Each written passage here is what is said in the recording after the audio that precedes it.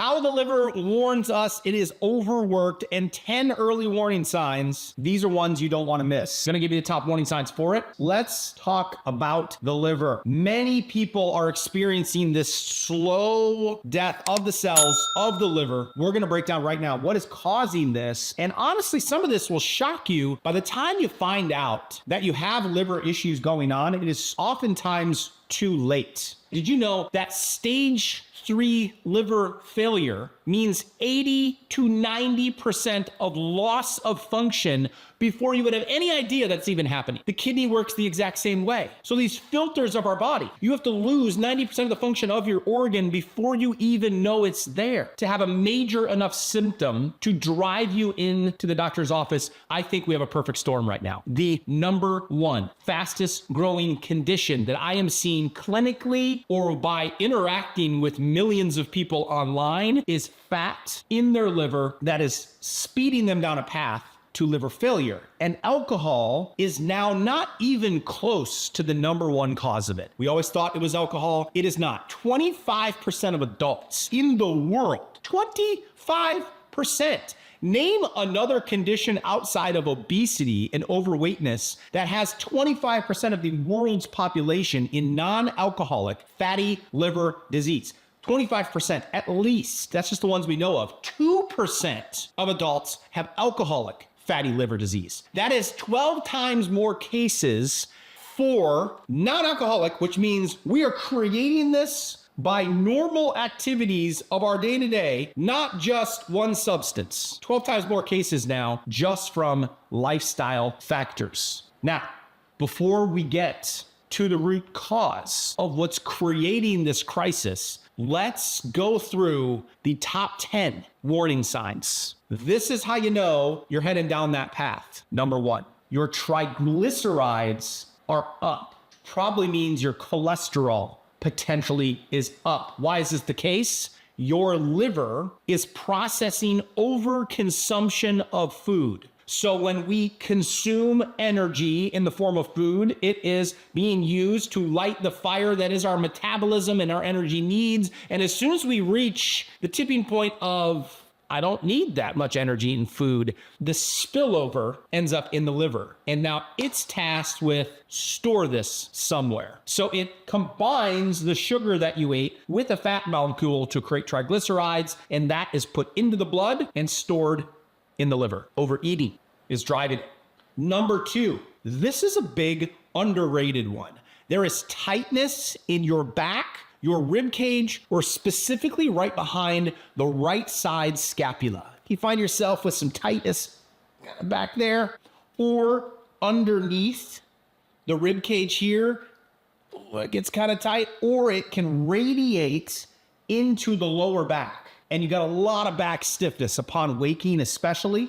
Those are huge warning signs because this liver can get 3 times bigger than it currently is in its normal state, creating a lot of pressure in there, putting pressure and damage on a phrenic nerve, which controls your diaphragm, which runs up through here into your neck and create that radiating pain in the shoulder behind the scapula. Can create, obviously, with a larger organ underneath the rib cage, or radiate that pain into that tightness and inflammation in the lower back. That's number 2. 3, blood pressure levels are up. If you have a liver that's congested and you have it filtering 100 to 250 gallons, depending on your size, of blood a day, it's filtering that. If the filter, you understand this, on the garden hose, on the shower head, on the faucet in your sink, if the filter that screws in or is there has sediment in it, how fast and how much does the fluid get through? It's restricted. It's backed up. That's going to increase the pressure on this side of the system and decrease it on the filtered side of the system. Blood pressure goes up. Itchiness, number 4. When your main hardest working filter, the liver, is struggling, the backup is now needed. Bile salts and toxicity start to back up into the skin. So it can be very itchy, it can be very dry, it could be rashy, might be on the bottom of your feet, could be on the top of your head, or it might be in the belly area. And those are backups that are happening because the main filter now has sediment, fat in it. It's not filtering. Everything's backing up into the system. It goes to the largest organ in the body, which is your skin, to try to get some of that out. That's where it ends up. Number 5, very similar concept as blood pressure. Blood sugar is going up, which means your weight is going up. Remember, when we're overeating, we use the energy to stoke the fire that is your metabolism, like lighting the grill. And it's to light that fire, there's a certain amount of energy needed, but if we have too much of the fuel, now we've got to store it in the tank. And that storage is in the liver. So blood sugar tends to be going up and weight is increasing. It's number 5. Number 6, energy is going to go down because now you're trying to store all this energy. You're spending so much blood, nutrients, resources on putting fat cells in the body, which can swell and create swelling. They can drain the energy. A lot of times this shows up as a suffering of endurance. Like you just don't have the, oh man, I used to go to work in the yard for 3 hours straight. Now I just get winded. Or even getting out of the chair is just a lot stiffer than it used to do. You're just running out of gas a lot earlier. Maybe you're very tired after meals, or you're just losing that strength. I just don't have that kind of that oomph that I used to have. That's the liver struggling. The amount of inflammation that it creates and the energy suck that it takes because it's just trying to filter you every single day. You're spending so much energy trying to filter out the toxins, it's draining energy from other areas. Number 7, vitamin D levels go down or it's really hard to get them increased. Have you ever struggled trying to elevate your blood vitamin D number and it just kind of creeps up? 20s, 23, 27, 31, stuck at 33, down to 32, maybe go to 40. Research shows getting that above 50 is a great way to start preventing even things like cancer or immune-related diseases because it's involved in over 2,000 interactions in the body, especially the immune system. The liver converts vitamin D that you take in orally or get from the sun. It's involved in activating it so that it can go do that immune magic that it does. The liver is the one that's going to create that active form. So when the liver is struggling, it doesn't have the resources to properly do that. So now your vitamin D levels stay down, your immune system is lowered. And this also leads to that inflammatory response, which a lot of those tight muscles is a huge warning sign here. Or if you've been struggling, you're frustrated with what's going on with your vitamin D level, fixing your liver first and then going higher doses of vitamin D might be the way to get out of it and get that number up so you can strengthen the immune system. Number 8, excess estrogen.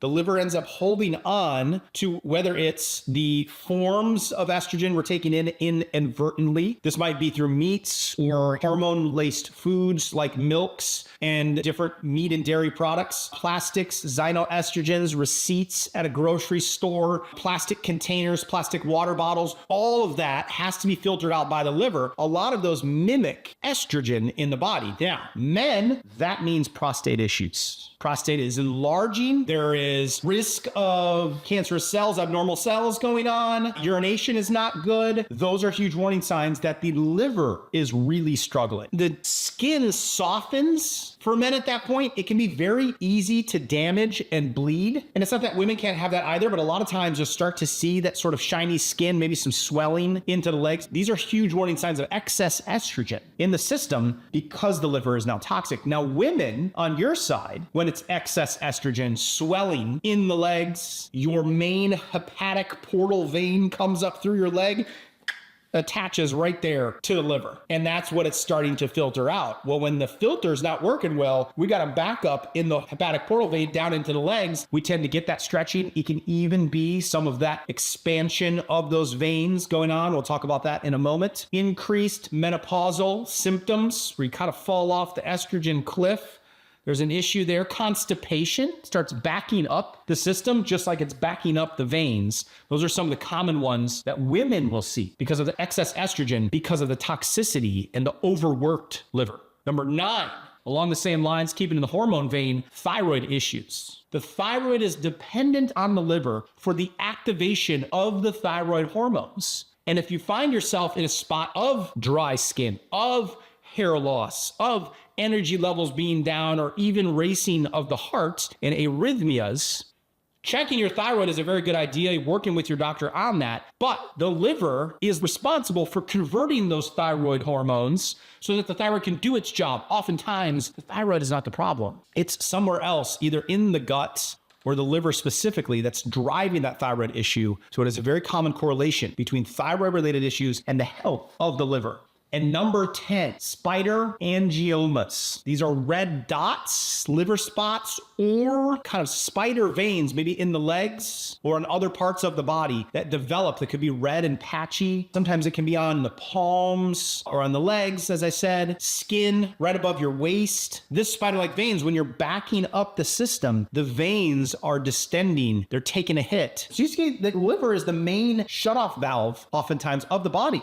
That things are being pumped out, right? The city water is being pumped out by the heart, but it's all got to come back in, right, to the liver and that shutoff valve into the house. If it's filtered, sediment, I'm thinking about in my basement right now, we have a water filtration system and all that water's coming in from the city. We pass it through a filter. When that filter gets really mucky and dirty, that thing bogs down. I can smell a difference in the water. I can taste a difference in the water. You can start to see the pressure decrease. That's kind of what's happening with the liver, backing everything up. Now, what do we do about this? It can all be really confusing. Medical model says there's no treatment for it, literally no treatment. You can't give it a drug. You give it a drug, you make it worse. You're gonna pile a toxin on top of a toxic liver. It can't do it. Or some think it's only alcohol related, or it has nothing to do with the weight, or it gets very confusing out in a world of misinformation. So let's straighten this up. Here's the main culprits of the things I think you need to eliminate immediately, as much as possible. Okay, number one is medications. I'm not telling you to throw out all your meds. I'm saying unnecessary ones. Working with your doctor to tighten the regimen is something I'm talking about all the time. And I don't know why I get to be the crazy one from a perspective of, isn't it our job as doctors for people to not be on medication? And shouldn't the measure be that the number of patients that we have off of relying on a toxin? Now, I'm not saying be irresponsible. If there's a condition and something that's life-threatening, you've got to work with your doctor to do that. But the whole goal is to get to the cause of the problem so you don't have to rely on those. Why? Because more than 1,000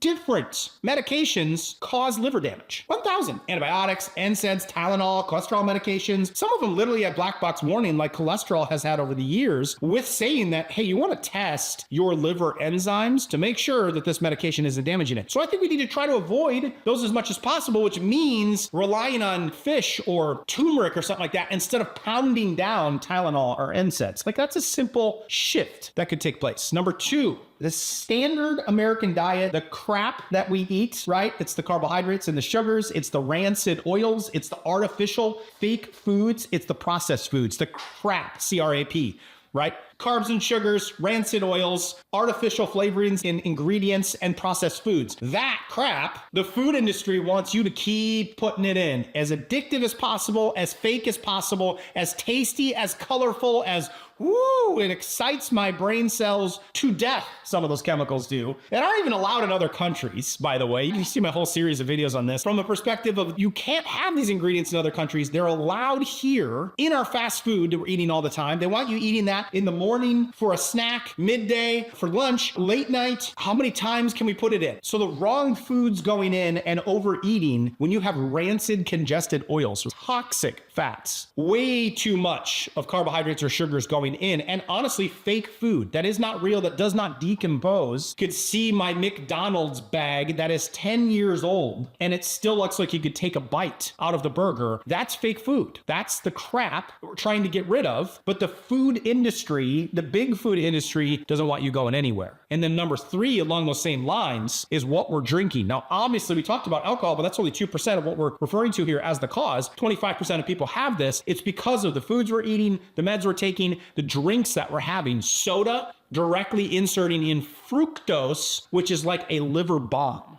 Water that comes in plastic water bottles, you're introducing more xenoestrogens and forever chemicals into the liver. Tap water, when it's not filtered. Sugary lattes from your favorite coffee store. Energy drinks, just tons of sugar or fake artificial sugars, all crap that big food doesn't want you to get rid of. And then you end up sick and you walk right into the sick care system and get introduced a lot of medications, all of it filtering down to the perfect storm for your hardest working organ. And I believe collectively our livers are working harder than ever before in history. Now, you could go to your doctor and get a couple of tests. I highly advise these at every single physical that you have to see if there's any insight. But keep in mind, the 10 that I talked about today that are warning signs are your main way to find out, because oftentimes liver damage doesn't show up. Stage 3 is an 80 to 90% loss of function. So CRP, C-reactive protein. It is a protein created by the liver in response to inflammation that has a propensity to damage the arteries and the heart. So measure your C-reactive protein. Your doctor's probably going to say something along the lines of,